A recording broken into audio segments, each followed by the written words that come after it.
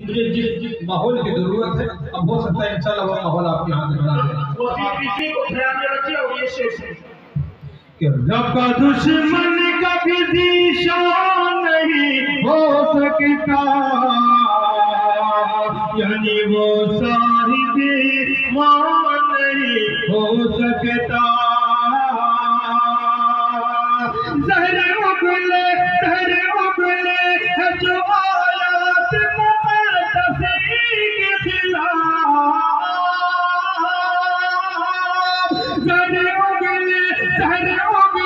ہے جو آیات مقدسی کے خلاف وہ ہے ابلیس مسلمان نہیں ہو سکتا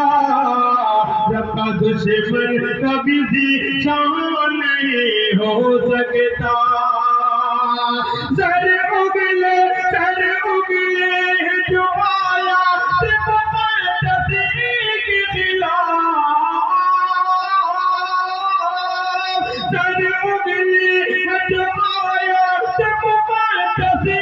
کے خلاف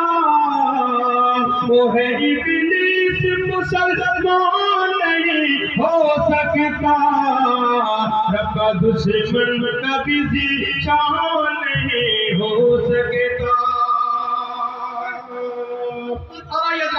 ایک مکمل نعت پاک پیش کرنا ہوں سماعت کو اللہم صلی اللہ علیہ وسلم